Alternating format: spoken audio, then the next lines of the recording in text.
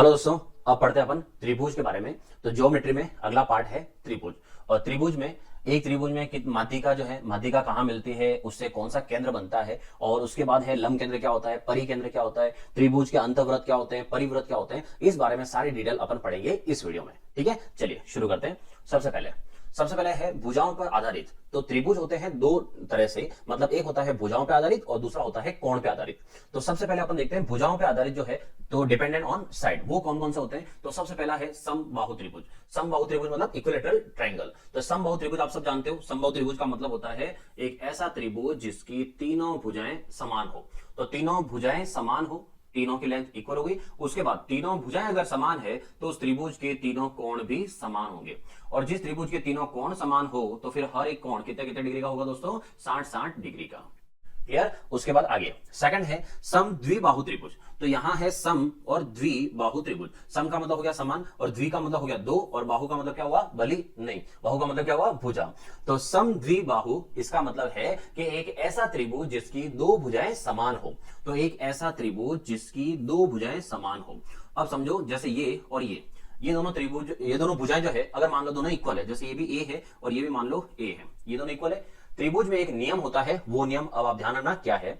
किसी भी त्रिभुज की जो भुजाएं समान हो उसके संगत करस्पॉन्डिंग, ठीक है, उसके संगत बनने वाला कोण, जैसे ये और ये दोनों समान है तो इसके करस्पॉन्डिंग ये और इसके करस्पॉन्डिंग ये, दोनों भुजाएं समान हो तो समान भुजाओं के संगत कोण जो होते हैं वो संगत कोण भी समान होते हैं। याद ना, ये थ्योरी में बहुत इंपॉर्टेंट पार्ट है। तो दो भुजाएं समान है तो दोनों संगत कोण भी क्या होंगे, समान होंगे। इसीलिए इस वाले में भी पैटर्न यही था। ये और ये, जैसे मान लो ये ए है और ये ए है तो इसके संगत कोण ये और ये दोनों क्या हुए, समान हुए। अब क्या हो रहा है, ये भी जो भुजा है वो भी ए ही है तो इसके संगत इधर वाला और इसके संगत इधर वाला ये भी सेम हुआ। तो इसका मतलब अगर ये 60 है तो ये भी कितना हुआ, फिर 60 ही हुआ। इसलिए दो भुजाएं समान हो तो उसके संगत कोण भी क्या होते हैं, समान होते हैं। ये होता है कौन सा त्रिभुज, तो आइसोसेलेस ट्रायंगल मतलब हुआ समद्विबाहु त्रिभुज। क्लियर। अब देखिए तीसरा त्रिभुज विषम बाहु त्रिभुज। तो विषम बाहु स्केलेन ट्रायंगल। विषम का मतलब क्या हुआ, असमान, मतलब जो समान नहीं हो, और बाहु का मतलब तो आप जानते हो, ठीक है, भुजाएं। एक ऐसा ट्रायंगल जिसकी तीनों भुजाएं अलग अलग हो, मतलब ये अगर ए है ये बी हो जाए और तीसरी वाली सी हो जाए। जिस त्रिभुज की तीनों भुजाएं अलग अलग हो वो क्या कहलाता है, विषम बाहु। जिसके दो समान हो वो क्या हुआ, समद्विबाहु। और जिसकी तीनों भुजाएं समान हो वो क्या हुआ, समबाहु। क्लियर। ये थे तीनों त्रिभुज भुजाओं पे आधारित। तो भुजाओं पे कैसे होते हैं वो तीनों देख लिए, आगे बढ़ते हैं और आगे देखो।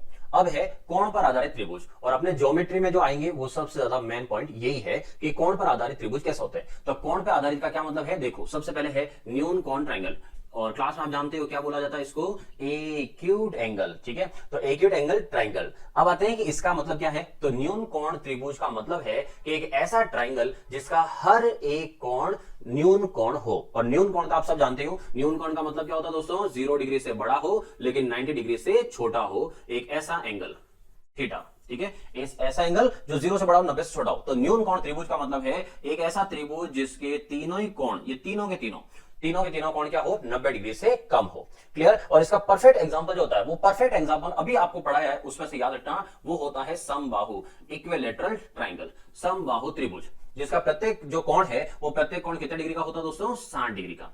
इसलिए ये परफेक्ट एग्जांपल रहेगा किसका, न्यून कोण। जब भी आगे कहीं पर भी काम पड़े याद रखना न्यून कोण त्रिभुज कौन बनाएगा, तो समबाहु। जब भी न्यून कोण त्रिभुज के नाम आ जाए समबाहु त्रिभुज ले लेना। ठीक है, अब आगे बढ़ते हैं। इसमें एक इक्वेशन और आने वाली आपके आगे। इक्वेशन मतलब ऐसे आएगी कि त्रिभुज में भुजाएं कितनी होती है, 3। एक भुजा को नाम दे दो ए, दूसरी को नाम दे दो बी, और तीसरी को क्या नाम दे दो, सी।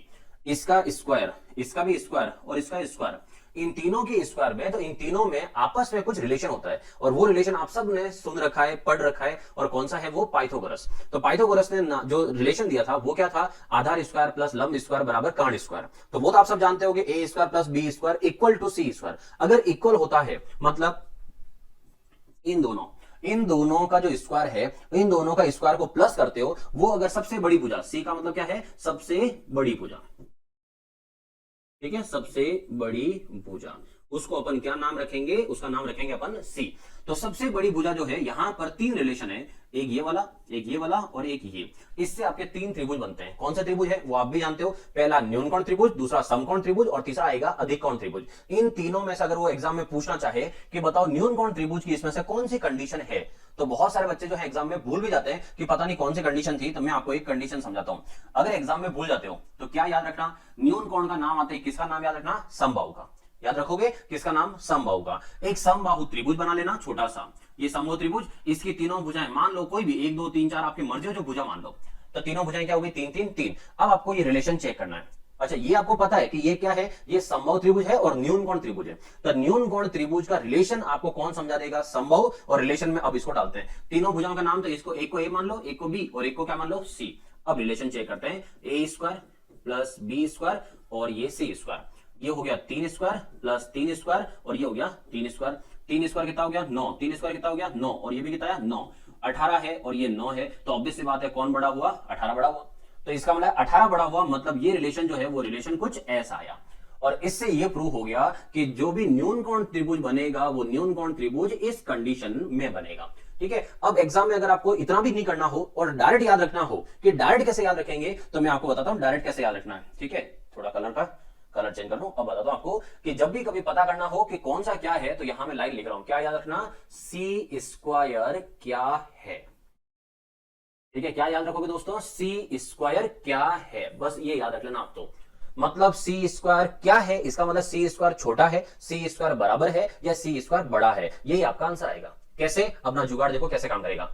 ए स्क्वायर प्लस बी स्क्वायर और यहां पर क्या सी स्क्वायर। अब इसको कैसे पढ़ते हैं, A square plus B square greater than C square, और हिंदी में बोले तो A square plus B square का जो मान है वो सी स्क्वायर से बड़ा है। तो मैंने क्या बोला, मैंने बोला क्या पता करोगे, सी स्क्वायर क्या है, तो सी स्क्वायर क्या है, सी स्क्वायर तो छोटा है, सी स्क्वायर क्या हो रहा है, छोटा है, और सी स्क्वायर छोटा है, और छोटा को हिंदी में और क्या बोल सकते हैं, छोटा है, कम है, और कम को और अगर प्योर भाषा में ले जाएं तो क्या बोल सकते हैं, न्यून है। सी स्क्वायर क्या है, तो सी स्क्वायर क्या है, छोटा है, मतलब कम है, मतलब न्यून है। अब तो आ गया होगा समझ में, तो सी स्क्वायर क्या है, बस ये पॉइंट लेके चलो, आपको इक्वेशन आराम से मिल जाएगी। अब मुझे यहां से इक्वेशन याद भी नहीं करनी पड़ेगी, कैसे, सी स्क्वायर अगर छोटा हुआ तो न्यून कोण त्रिभुज, सी स्क्वायर को अगर छोटा करना है तो इनको फिर बड़ा करना पड़ेगा, ये बड़े हो गए, हो गया अपना काम। ये हो गया ए स्क्वायर प्लस बी स्क्वायर, बड़े हैं किससे, सी स्क्वायर से, तो इससे कौन सा बनेगा, न्यून कोण त्रिभुज बनेगा। क्लियर। अब आगे वाले जो दो ट्रायंगल है उसमें आपको बहुत आसानी हो जाएगी। चलो देखते हैं कैसे। आगे है समकोण त्रिभुज। ठीक है, अब समकोण त्रिभुज लेना है। अब समकोण त्रिभुज में तो आप पहले से जानते हो, पाइथागोरस ने जो फॉर्मूला दिया है उसको कहीं मुझे बताने की जरूरत नहीं, आप सबको पता है कि ये अगर मान लो ए है, ये मान लो अगर बी है, और ये सबसे बड़ी भुजा क्या है, सी है, तो ए का स्क्वायर, बी का स्क्वायर और सी का स्क्वायर का रिलेशन चेक करना है, तो क्या हो जाएगा, A square plus B square equal to C square. Clear. और इसको इसलिए नहीं, आपको नहीं समझाना पड़ रहा मुझे, क्योंकि इसके वर्ड जो है अंदर शब्द क्या लिखा हुआ है, सम। पीछे वाले में क्या शब्द था, न्यून। न्यून का मतलब है कि सी स्क्वायर क्या है, छोटा है, तो न्यून कोण। सी स्क्वायर क्या है, बराबर है, समान है, तो समान मतलब सम है, तो कौन सा बन गया, समकोण त्रिभुज। अब आते हैं तीसरा, तो इसका वैसे भी आप समझो दो पढ़ लिया तो तीसरा आपको आ ही जाएगा, अधिक कोण त्रिभुज। तो अधिक कोण त्रिभुज में मान लो एक भुजा ए है, दूसरी भुजा बी है और तीसरी भुजा क्या है, सी है। अब वापस मैं आपसे पूछता हूं, सी स्क्वायर क्या है, क्या लिखा है, सी स्क्वायर क्या है, इसका शब्द पढ़ो, क्या नाम है, अधिक कोण, ऑब्ट्यूज एंगल ट्रायंगल। तो यहां से अधिक, सी स्क्वायर क्या है, वर्ड ध्यान रखो, तो सी स्क्वायर क्या है, अधिक है, तो सी स्क्वायर अधिक है। डायरेक्ट अपन इक्वेशन बनाते हैं, A square plus B square और सी स्क्वायर जो है वो क्या है, अधिक है, तो सी स्क्वायर अधिक है। तो सी स्क्वायर अगर अधिक है इसका मतलब हो गया इस तरह से, ए स्क्वायर प्लस बी स्क्वायर और ये छोटे और सी स्क्वायर अधिक है, हो गया तीनों। ठीक है, अब आपको लाता हूं मैं एक साथ तीनों को।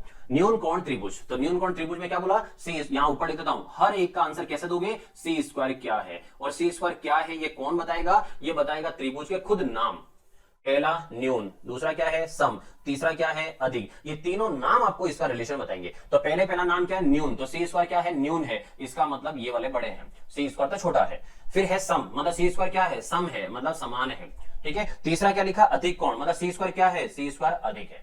हो गया, ये थे आपके तीनों कोण पे आधारित त्रिभुज। ठीक है, अब आगे बढ़ते हैं। और अब है त्रिभुज। त्रिभुज में कुछ वर्ड और आएंगे, अब वो वर्ड क्या है उसके लिए देखो। एक वर्ड है अर्धक, अर्धक को क्या बोलते हैं, हाफ। दूसरा वर्ड आएगा समद्विभाजक, सम का मतलब है समान, द्वि का मतलब है दो और भाजक का मतलब है टुकड़े। ठीक है, भाग होना उसके, तो समद्विभाजक का मतलब होता है बाइसेक्टर, दो टुकड़े करना समान रूप से। फिर है लंब समद्विभाजक, मतलब लंब बोले तो परपेंडिकुलर। ठीक है, परपेंडिकुलर रूप से दो टुकड़े करने बराबर, जैसे मानो एक त्रिभुज है।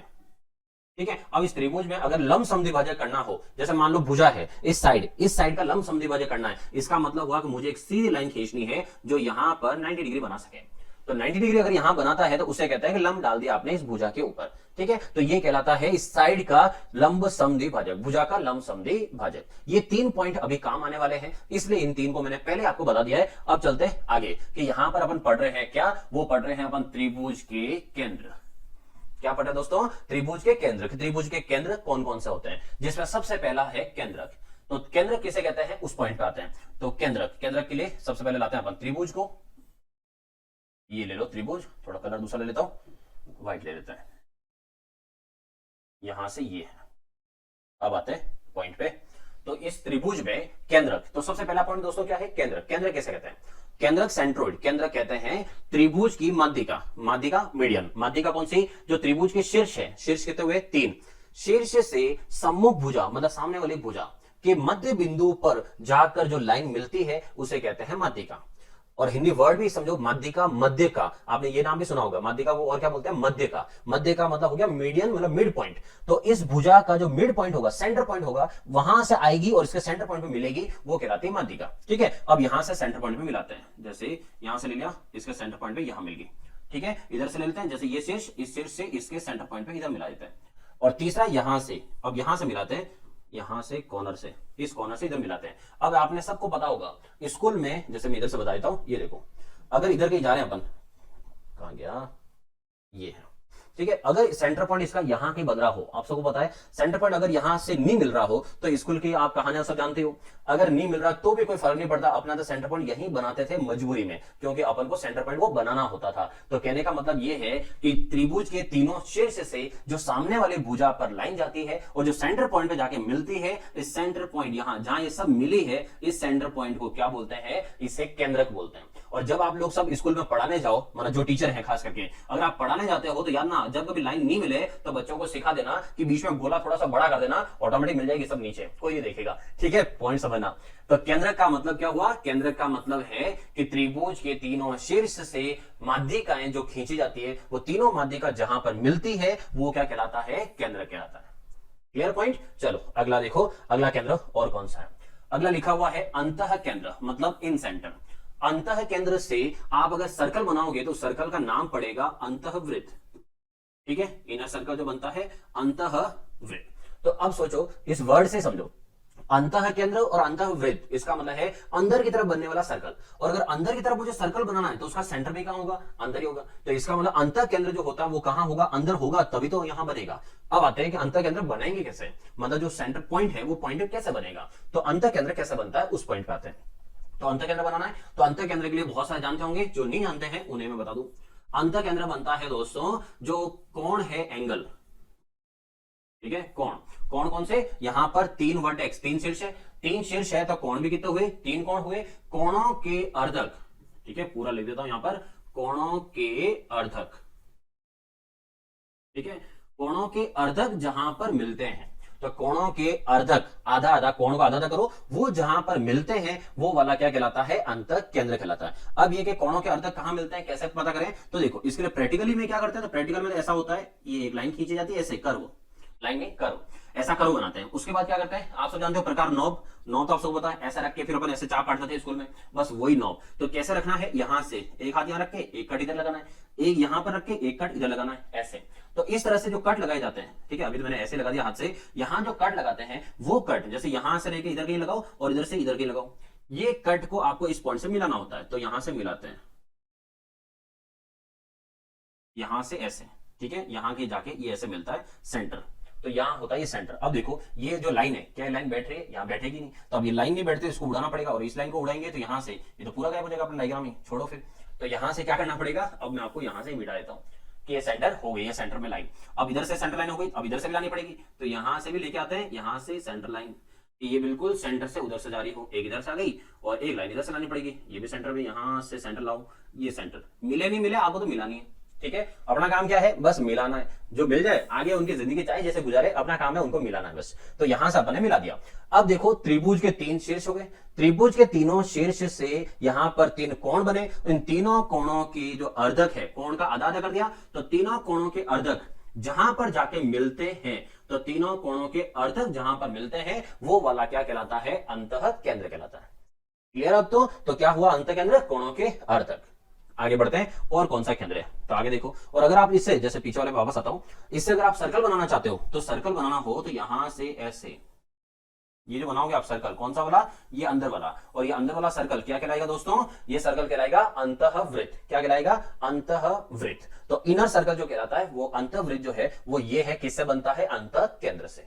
चलिए आगे बढ़ते हैं। आगे लिखा है ऑर्थो सेंटर, बोले तो लंब केंद्र। अब लंब केंद्र कैसे, तो जो सामने वाली भुजा पे 90 डिग्री बनाएगा वो कहलाता है लंब केंद्र। तो अब अपन को बनाना है 90 डिग्री। अब यहां से अगर मैं लेता हूं कि सामने वाली भुजा पे 90 डिग्री बन जाए, ऐसा कुछ लेना है, तो 90 डिग्री लगभग लगभग मुझे यहां से ये दिख रहा है कि 90 डिग्री यहां पर आराम से बन जाएगा। अब लेते हैं इधर से, तो इधर से अगर 90 डिग्री बनाना हो तो इसका 90 डिग्री लगभग लगभग यहां कहीं बनेगा। तो इधर से भी 90 डिग्री बन जाए और इधर से भी 90 डिग्री बन जाए, तो 90 डिग्री कहां बने हैं, यहां पर। एक 90 डिग्री इधर, एक 90 डिग्री इधर, ये बन गया 2 90 डिग्री। अब है तीसरे की बारी, तो तीसरा वाला ये, और इससे डालेंगे सम्मुख भुजा, सामने वाली भुजा पे लंब यहां पर, तो यहां के आए और क्या बन जाए, 90 डिग्री। तो यहां से बनाया है अपन ने 90 डिग्री, तो ये वाला 90 डिग्री। अब तीनों लंब केंद्र, तीनों शीर्ष से अपने लंब डाले, सामने वाली भुजा पे लंब डाले हैं, तो शीर्ष से सम्मुख भुजा पर डाले गए लंब, शीर्ष से सम्मुख मतलब सामने वाली भुजा पर डाले गए लंब जहां पर मिलते हैं वो वाला लंब केंद्र कहलाता है। मतलब ये वाला जो है ये है ऑर्थो सेंटर लंब केंद्र। क्लियर। और इससे कोई सर्कल नहीं बनता है। सर्कल किससे बनते हैं, एक तो इनर सेंटर, इन सेंटर है वो अंतर केंद्र उससे बनेगा, और एक बनेगा कौन सा, सर्कम सेंटर, आगे और पढ़ने वाला अपन परिकेंद्र। तो ये सर्कल तब बनते हैं, लंब केंद्र से कोई सर्कल नहीं बनता है। क्लियर। तो लंब केंद्र किसे कहते हैं, जहां लंब मिलते हैं। तीसरा है कौन सा, परिकेंद्र, सॉरी तीसरा क्या, चौथा आ गया। चौथा है परिकेंद्र। अब परिकेंद्र का मतलब क्या है, सर्कम सेंटर। तो परिकेंद्र कैसे बनेगा, परिकेंद्र का मतलब क्या है, तो देखो ये ट्राइंगल, इस ट्राइंगल को बाहर तीनों जो ये शीर्ष है वो तीनों शीर्ष मिले और एक सर्कल बना दे, तो वो बनता है एक यहां पर सेंटर बनेगा, जहां से नॉब रख के एक सर्कल बनाया जाएगा। तो वो जो सेंटर होगा वो सेंटर कहलाएगा परिकेंद्र, और जो सर्कल बनेगा उस सर्कल का नाम होगा परिवृत्त, बाह्य वृत्त। ठीक है। तो आउटर सर्कल और इनर सर्कल, ये 2 सर्कल होते हैं। अब आते हैं ये पॉइंट कैसे बनाए। अपन ने कोण का आधा आधा कर दिया, ठीक है, कोण का आधा हो गया, लंब हो गया, माध्यिका हो गई। अब आते हैं परिकेंद्र किससे बनता है। तो दोस्तों परिकेंद्र किससे बनता है, तो परिकेंद्र के लिए क्या करेंगे, जो भुजा है, भुजा के लंब समद्विभाजक, जो आगे मैंने ऑलरेडी आपको बता दिया था, भुजा के लंब समद्विभाजक जहां पर मिलते हैं वो परिकेंद्र बनाता है। तो भुजा के लंब समद्विभाजक जहां पर मिलते हैं, ठीक है। अब आता है भुजा के लंब समद्विभाजक कैसे, तो आगे मैंने बता दिया था आपको कि 90 डिग्री बनाना है। जैसे यहां से अगर कोई लाइन लेता हूं मैं, तो यहां पर 90 डिग्री बनना चाहिए।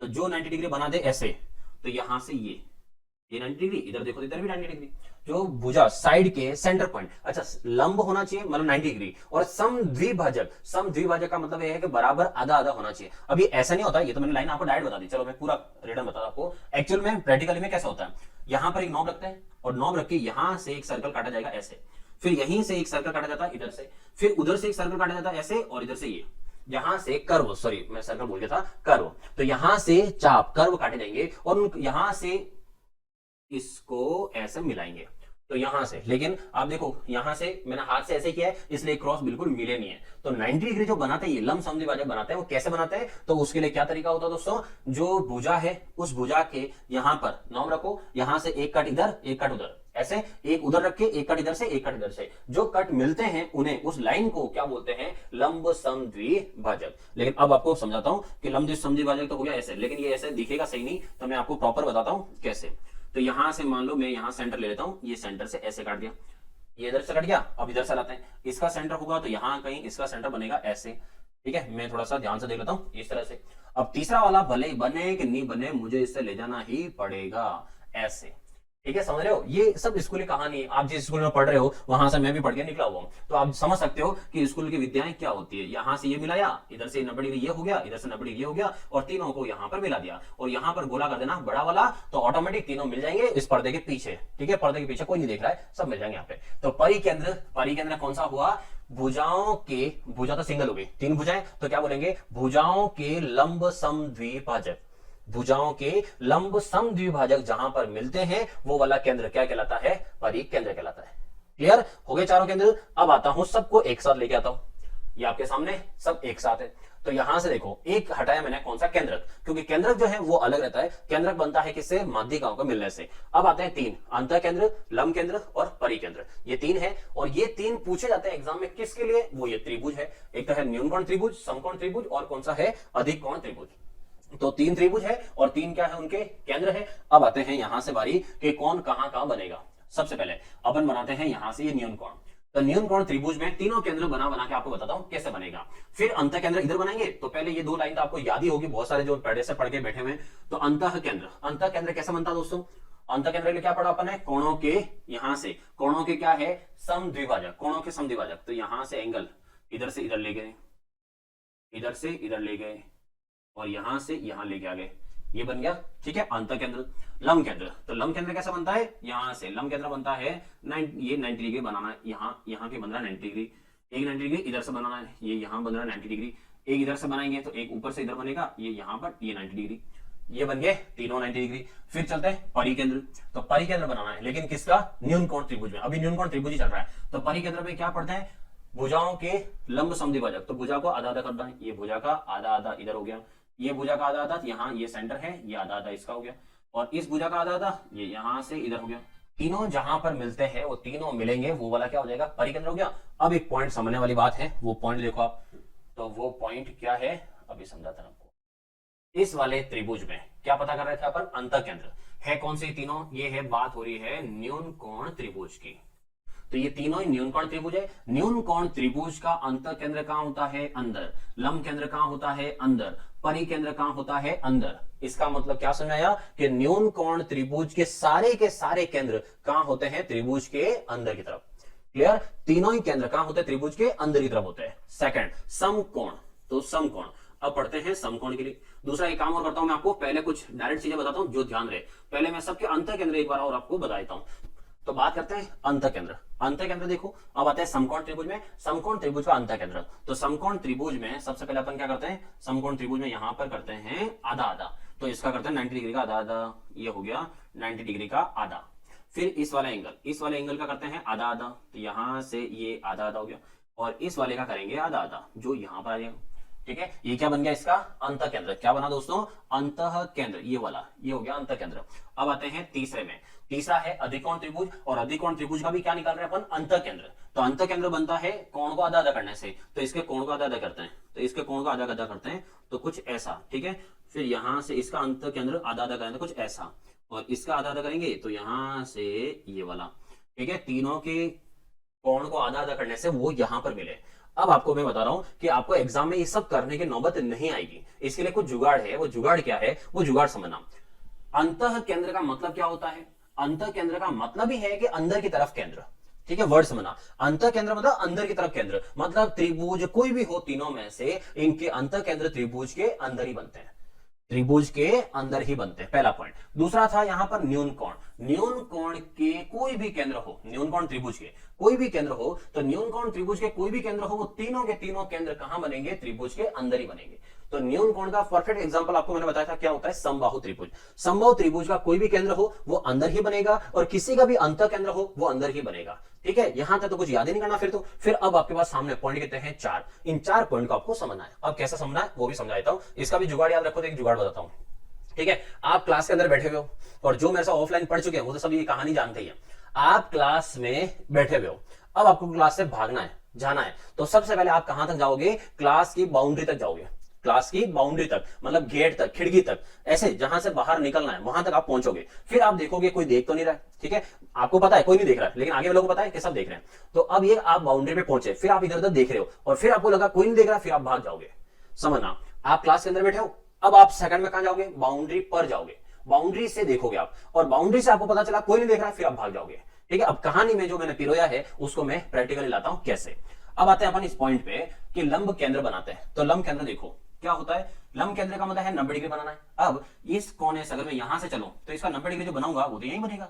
ये यहां से आगे बढ़ा दूं मैं, तो जो इस पॉइंट पे जाना मुझे, इस पॉइंट का 90 डिग्री यही बनेगा। ठीक है, तो इसका 90 डिग्री यहां बन गया ये वाला, इस सिर से इधर। अब आता हूं मैं इधर से, कि अगर इधर से 90 डिग्री बनना चाहूं तो कहां बनेगा, तो इधर से 90 डिग्री बनाऊंगा तो इधर से सीधी लाइन जो आ रही है वो आगे बढ़ेगी। तो इसका मतलब है इसका जो 90 डिग्री बनेगा वो भी यहीं बनेगा। तो इसका 90 डिग्री यहीं बना, इसका 90 डिग्री यहीं बना। अब है तीसरा शीर्ष, तो तीसरा शीर्ष ये वाला ही है। अब इससे अगर मैं 90 डिग्री बनाऊंगा तो वो 90 डिग्री यहां बनेगा।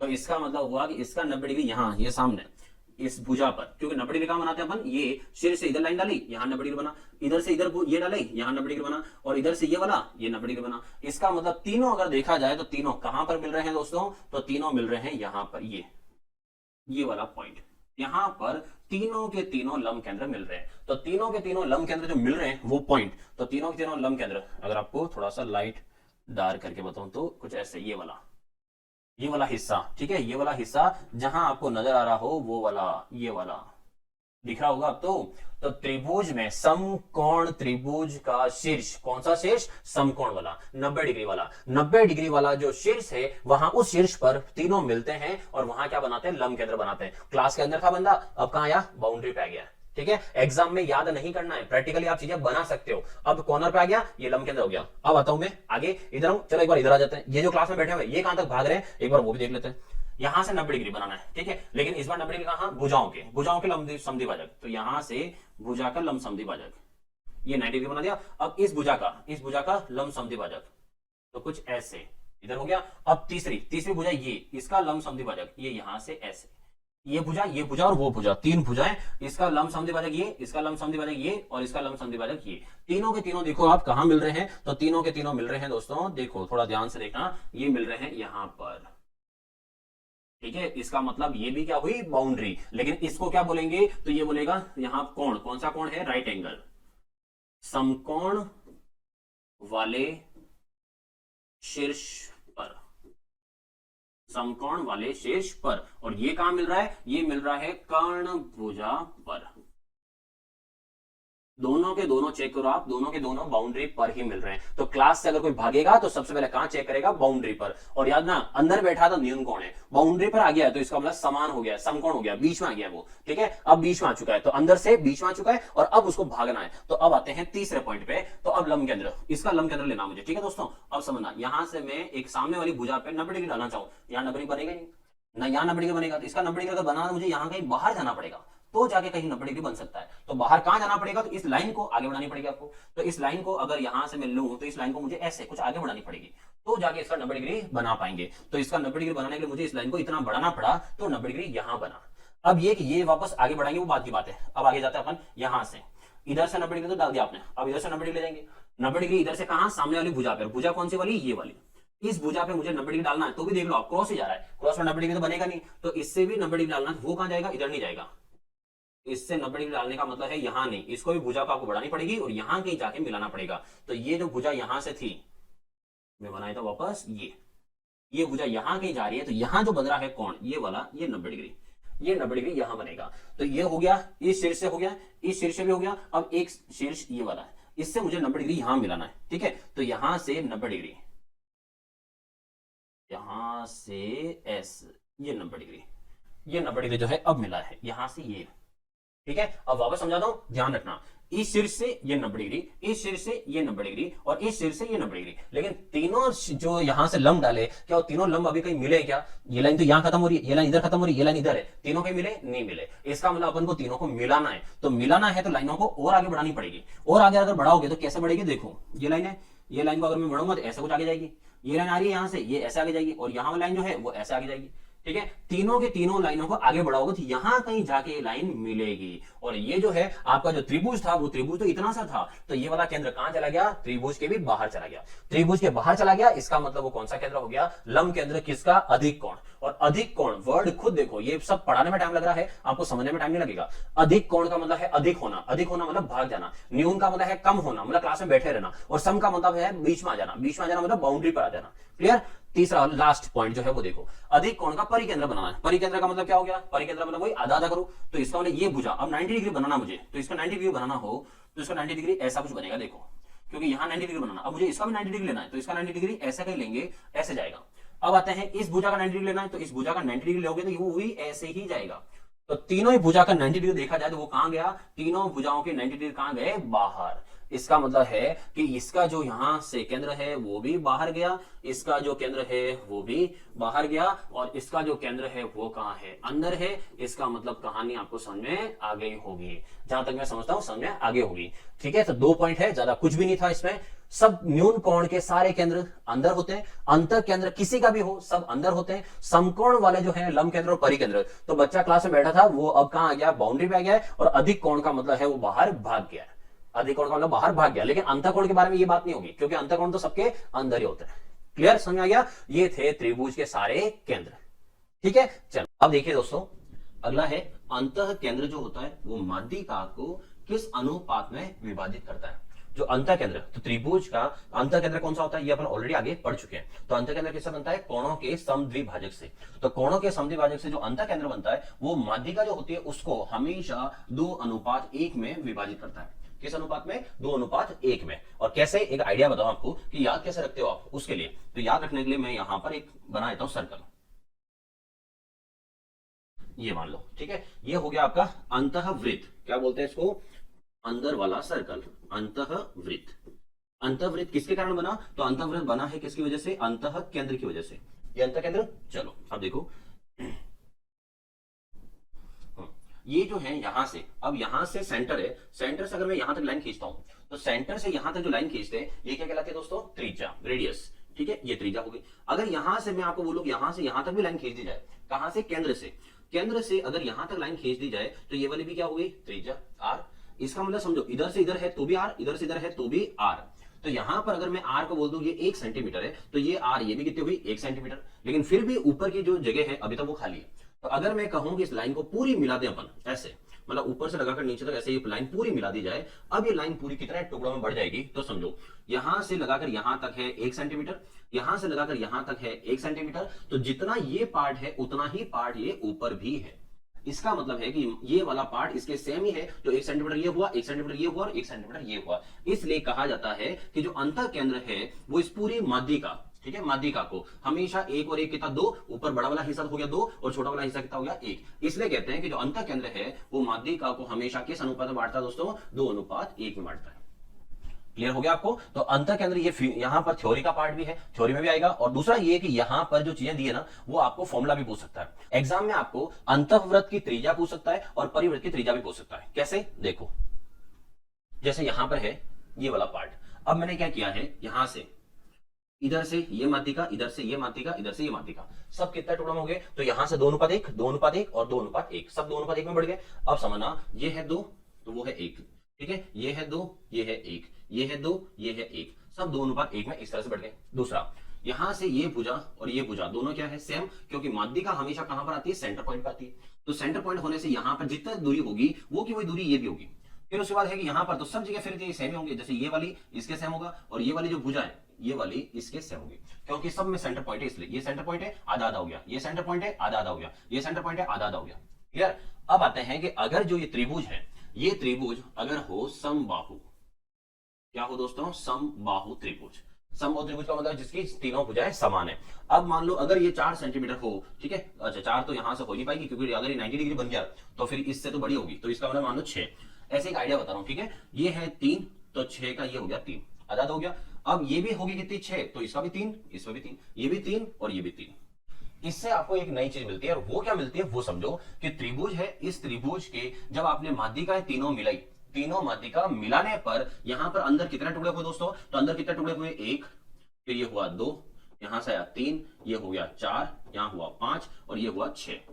कितने टुकड़े हुए, 6 टुकड़े हुए। उसके बाद अब देखो हर एक टुकड़ा जो है क्या वो क्षेत्रफल में समान है, हर एक टुकड़ा क्या क्षेत्रफल में समान है। तो देखो इसकी भुजा देखो, ये जो ट्रायंगल बन रहा है आपका ये वाला, इसकी भुजा देखो, इधर है 1 ये है 2 इधर 3, उस वाले में देखो ये है 1 इधर 2 ये 3, इस वाले में देखो ये 2 ये 1 ये 3, मतलब हर एक त्रिभुज में भुजाएं 1 2 3 1 2 3 ही आ रही है। इसका मतलब ये हुआ कि जब त्रिभुज की भुजाएं तीनों सेम है, इसका मतलब उनका क्षेत्रफल भी सेम ही होगा। तो दोस्तों क्या ध्यान रखना है, समबाहु त्रिभुज की माध्यिकाएं जहां पर मिलती है उसकी वजह से 6 त्रिभुज बनते हैं, माध्यिका मिलती है जिससे 6 त्रिभुज बनते हैं और 6 के 6 क्षेत्रफल में क्या होते हैं, समान होते हैं। तो अगर आपसे पूछा जाए इसके नंबरिंग डाल के, मतलब नाम डाल देते हैं A B ये हो गया C और बीच में यहां पर D E F और बीच में ये जो पॉइंट है इसको नाम देते हैं क्या, O। अब आपसे मैं पूछूं, बताओ यहां से त्रिभुज त्रिभुज एडीओ का जो क्षेत्रफल है वो क्षेत्रफल क्या होगा, और रिलेशन किसके साथ पूछ रहा हूं मैं, पूरे बड़े वाले त्रिभुज के साथ। ठीक है, मतलब इस टुकड़े का क्षेत्रफल बता दो कि पूरा जो त्रिभुज है उस त्रिभुज में से इसका क्षेत्रफल आप कैसे बताओगे। तो इसका क्षेत्रफल बताना क्या है, ये तो 6 टुकड़ों में से एक टुकड़ा है। क्या बोला मैंने, 6 टुकड़ों में से एक टुकड़ा है। अच्छा 6 टुकड़े किसके, पूरे त्रिभुज के। तो पूरे त्रिभुज के 6 टुकड़ों में से सिर्फ एक टुकड़ा है। तो अगर इसका क्षेत्रफल मुझे बताना हो कि त्रिभुज एडीओ का क्षेत्रफल क्या होगा, तो मैं ऐसे लिखूंगा 1/6 इंटू त्रिभुज एबीसी का क्षेत्रफल, त्रिभुज एबीसी का क्षेत्रफल ऐसे। तो त्रिभुज एडीओ का क्षेत्रफल जो है वो होगा एबीसी के क्षेत्रफल के 1/6 के बराबर। तो पॉइंट ये है कि जब भी त्रिभुज बनाओ उस त्रिभुज में कितने टुकड़े हो रहे हैं और वो त्रिभुज कौन सा है वो भी डिपेंड करता है, त्रिभुज कौन सा है, क्योंकि अगर दूसरा कोई त्रिभुज हुआ तो फिर इक्वल होगा ही नहीं। ठीक है, चलो और ऐसे पॉइंट देखते हैं। नेक्स्ट दे रखा है त्रिभुज, यहां से जो त्रिभुज बना है उसके अंदर एक ये एंगल, एक ये एंगल, क्या किया है यहां पर किया है आधा आधा। तो यहां से आधा किया मतलब कोणों का समद्विभाजक। तो ये लिखा है, अच्छा यहां जो लिखा वो क्या है, ओबी, ओ ये रहा, बी ये रहा। ओबी जो है वो एंगल बी का अर्धक है, एंगल बी का अर्धक है मतलब आधा आधा है। अगर यहाँ 60 डिग्री हुआ तो 30 है ना, 30 हो गया। फिर दे रखा है कि जो ओसी है, ओसी एंगल सी का अर्धक है, तो ये और ये हो गया आधा आधा। अब अपन को रिलेशन ढूंढना है, और वो रिलेशन कौन सा, इसके और इसके बीच का रिलेशन ढूंढना है। और ये रिलेशन आपको पहले से पता भी होगा। ठीक है, और ऑलरेडी ये बहुत सारे एग्जाम में आ भी चुका है। अब कैसे निकालते हैं, एक एग्जांपल पहले समझाता हूं फिर इधर पॉइंट पे आता हूं। तो कैसे निकालते हैं, पहले उस पॉइंट पे चलते हैं। यहां से एक त्रिभुज है, त्रिभुज के तीनों कोणों का योग कितना हो गया 180। उसमें से ये वाला जो एंगल है ये मान लो 40 डिग्री है।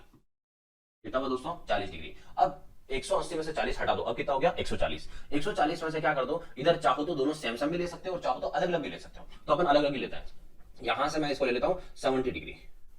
ठीक है, और थोड़ा सा मैं इसको बड़ा भी कर देता हूं। अब देखो एक कोण लेते हैं 40 डिग्री, दूसरा कोण यहां ले लेते हैं अपन 60 डिग्री। ठीक है, तो तीसरा कोण कितना हो जाएगा, तो 40 और 60 कितना हो गया 100 डिग्री। 100 के बाद कितना बच गया 80 डिग्री, ये आ गया 80 डिग्री। ठीक है, अब क्या करना है, अब यहां से आपको करना है आधा आधा। तो यहां से मैं इसका कर देता हूं आधा, यहां से इसका मैं कर देता हूं आधा। तो अगर इसका मैं आधा करता हूं तो यहां कितना आया दोस्तों 30 डिग्री। तो इसका मतलब यहां पर ये जो दिख रहा है ये छोटा सा, ठीक है, अभी बात हो रही है इस त्रिभुज में, तो कलर चेंज कर देता हूं मैं इसका, ये तो यहां से ये जो है ये है कितना 30 डिग्री। तो फिर ये 60 हटा देता हूं एक बार, ये हो गया 30 डिग्री। ये कितना है 80, तो 80 में से अब कितना बचा अपने पास, तो अपने पास बचा है 40, ये हो गया 40 डिग्री। 30 डिग्री ये, 40 डिग्री ये, कितना हो गया दोस्तों 70 डिग्री। दूसरा यहां से यहां पर क्या बन रहा है, त्रिभुज बन रहा है, और त्रिभुज के तीनों कोणों का योग 180 होता है, जिसमें से 30 ही रहा ना 40 ही रहा, 70 तो ये हो गया। 180 में से 70 हटाओगे तो यहां कितना आएगा 110 डिग्री। कितना है दोस्तों 110 डिग्री। अब मेन पॉइंट ये है कि आप यहां पर दे रखा है 40 और यहां है 110, बस इन दोनों का रिलेशन बताना है कि ये आंसर आया कैसे। मतलब ये तो आपने पूरा बना के किया, अगर आपको एंगल पता ही नहीं है उस समय आप कैसे लोगे। तो एग्जाम में एक तो ये तो हो गया जुगाड़, इसे कहते हैं जुगाड़, के आपने जुगाड़ से निकाल दिया। अगर अपन उधर से नहीं करें और इधर से करें तो कैसे कर सकते हैं, तो इसका सीधा एक फॉर्मूला यूज करना। क्या करना है, यहां वाला जो कोण है वो कैसे आएगा, तो इसको मैं नाम रख देता हूं थीटा, जो भी कोण होगा वो। तो यहां का आंसर जो आता है वो एक्चुअल में यहां से आता है दोस्तों 90 डिग्री प्लस जो थीटा है उस थीटा का क्या कर देना आधा। सीधा सही आंसर है 90 डिग्री प्लस थीटा का आधा करो और आपको आंसर मिल जाएगा यहां का। तो अब आते हैं तो 90 डिग्री इस वाले में, इसका आंसर देखते हैं कि इसका आंसर ऐसे कैसे आ रहा था। तो 90 डिग्री ये प्लस ऊपर का एंगल कितना है 40, और 40 डिग्री का क्या करना है आधा। तो 90 डिग्री और 40 का आधा कितना हो गया दोस्तों 20, 90 और 20 कितना हो गया 110। तो अपन को कहीं पर भी कोई त्रिभुज बनाने की जरूरत नहीं पड़ी। ठीक है, तो यहां से अगर बनाते हो तो पूरा ऐसे, नहीं हो तो डायरेक्ट ये याद रखना ऐसे। क्लियर, कब ये सब कब है, जब ये दोनों अर्धक दे रखे हो, आधे आधे दे रखे हो, तब आप ये डायग्राम मतलब ये फॉर्मूला यूज ले सकते हो। दूसरा ध्यान ना, ये सिर्फ और सिर्फ ट्राइंगल में होता है। आप आगे जाके पढ़ोगे ये कि ये सेम चीज पढ़ोगे कहां पर, सर्कल में।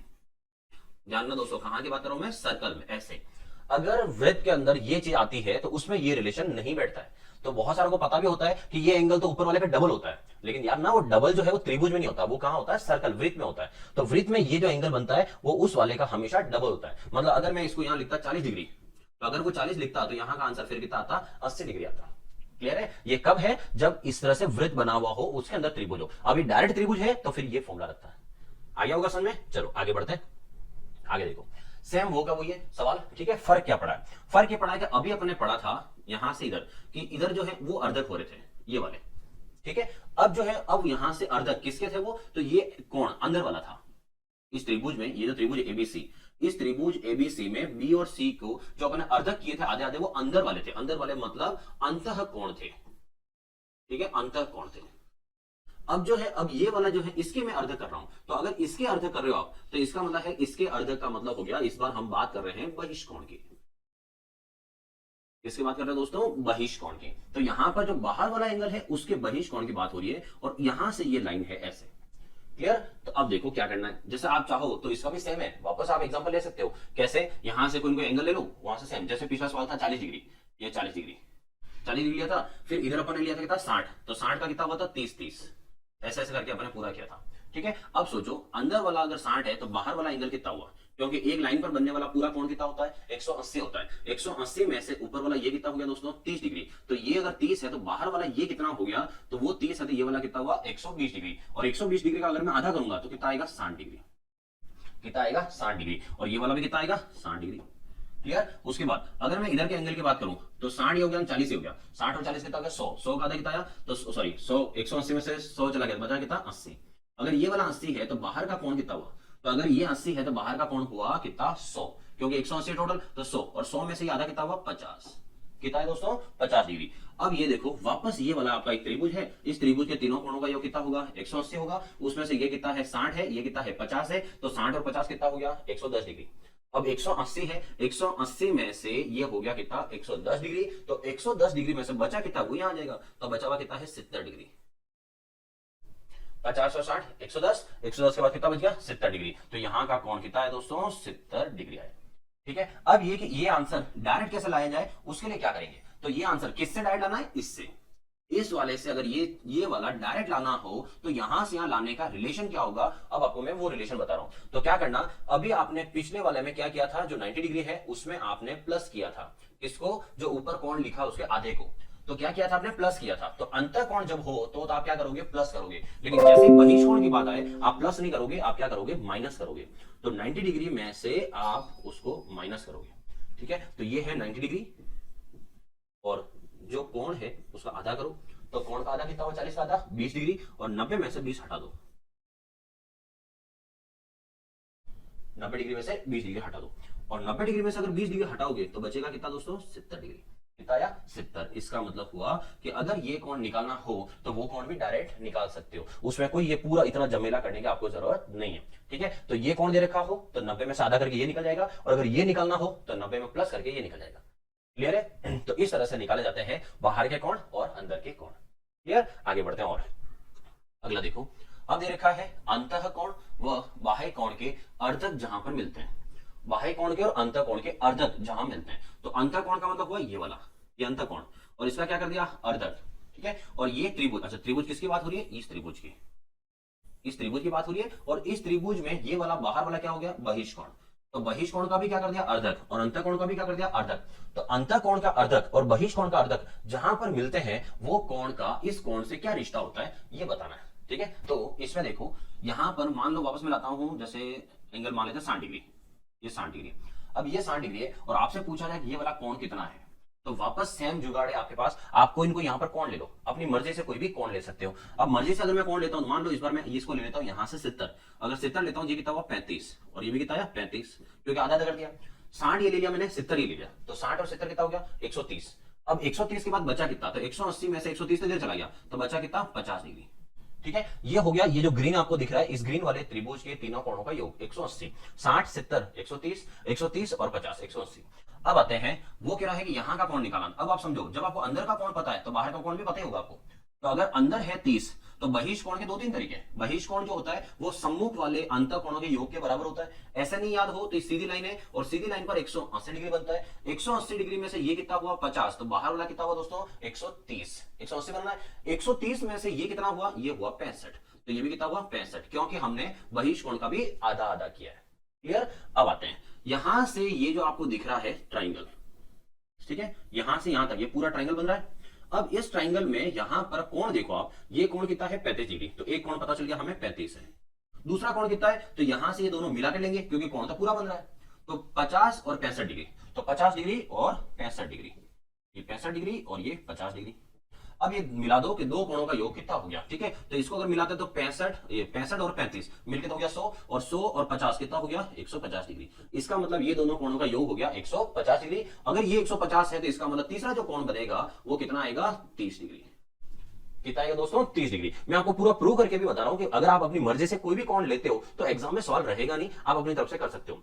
अब आते हैं कि मेन जो अपन सीख रहे थे वो क्या सीख रहे थे, यहां से इसका रिश्ता, ठीक है, कि 60 डिग्री ये है ना, 30 डिग्री वो है, तो यहां से उसको कैसे निकाला जाए ये पढ़ रहे थे। तो वैसे तो आपको रिश्ता डायरेक्ट समझ आ गया होगा, अब कुछ ज्यादा बताने की जरूरत है नहीं है। तो क्या है दोस्तों, एक अंतःकोण और एक बहिष्कोण के अर्धक जहां पर मिलते हैं तो वो कोण इस वाले कोण का हमेशा क्या होता है, आधा होता है। तो यहां से रिलेशन लिख देता हूं कि एंगल डी का मान जो आएगा वो एंगल डी का मान कहां से आएगा, तो एंगल डी का मान आएगा एंगल ए के आधा करने से।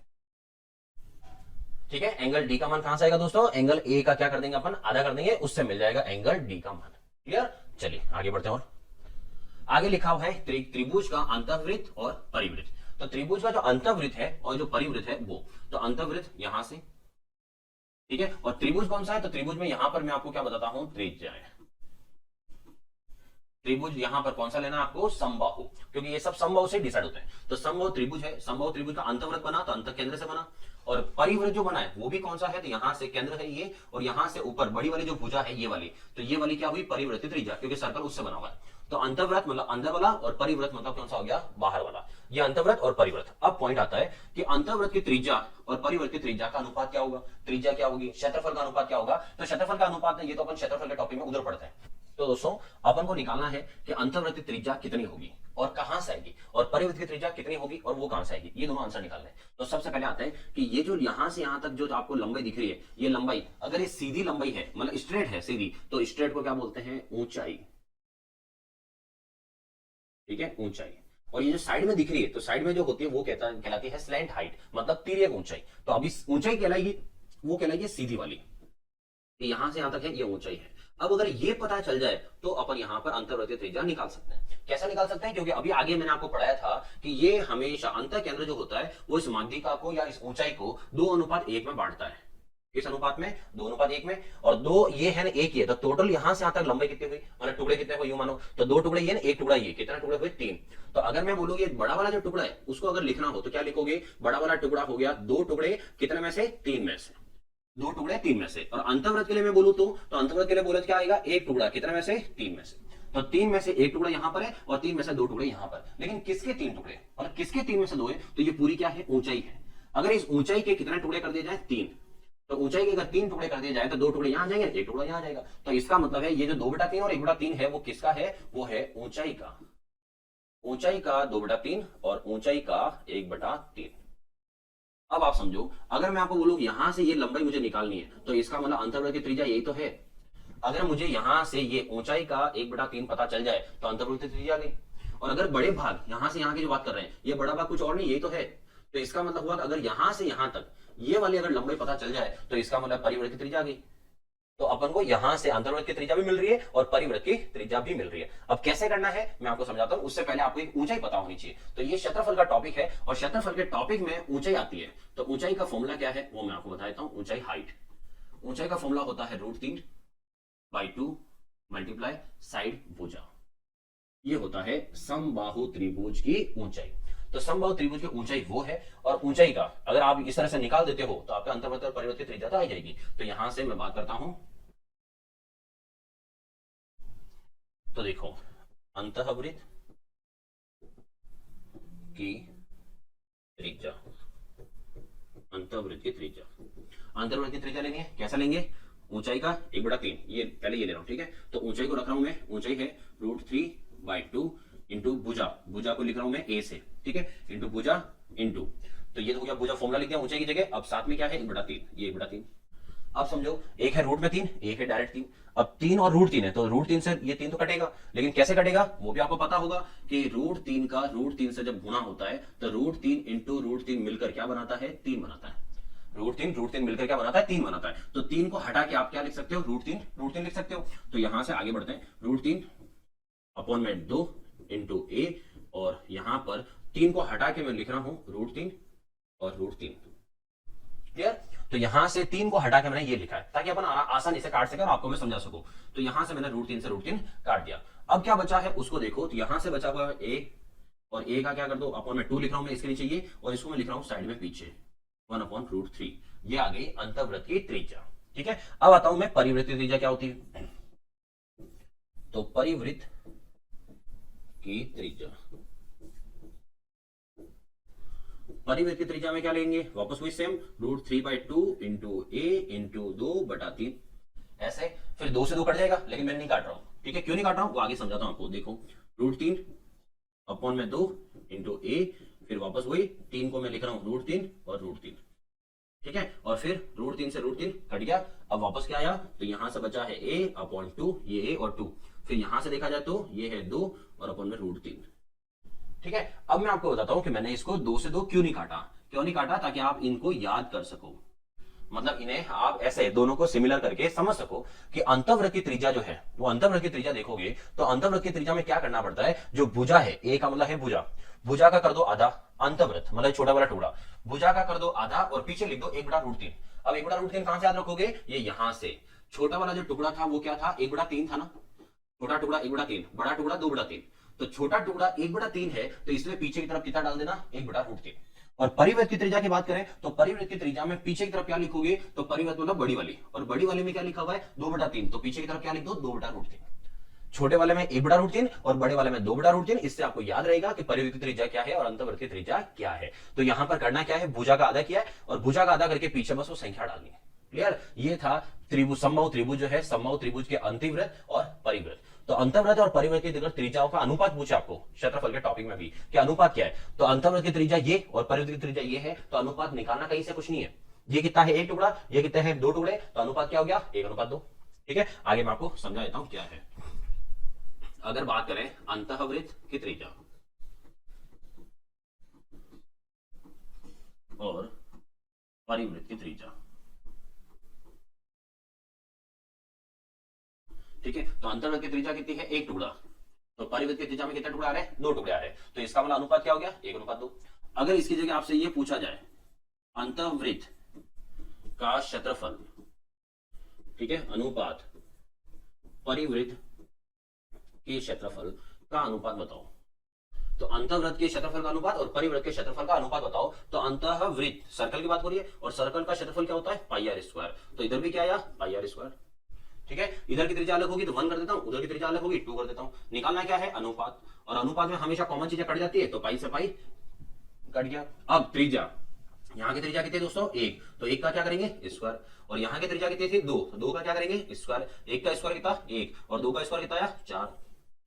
इसका मतलब है कि जो त्रिभुज होता है समबाहु त्रिभुज, समबाहु त्रिभुज के अंदर की तरफ जो वृत्त बनता है और जो बाहर की तरफ वृत्त बनता है, इनके क्षेत्रफलों में अगर कोई अनुपात पूछे कि क्षेत्रफलों में अनुपात क्या है, तो इसका अनुपात अगर 1 है तो इसका अनुपात होता है 4, मतलब ये वाला इसका 4 गुना होता है, क्योंकि जगह काफी बीच में आ गई, ये काफी छोटा है और वो काफी बड़ा है, इसलिए यहां पर आंसर क्या आता है दोस्तों 1/4 आता है। क्लियर हो गया, ये था समबाहु त्रिभुज के अंतःवृत्त और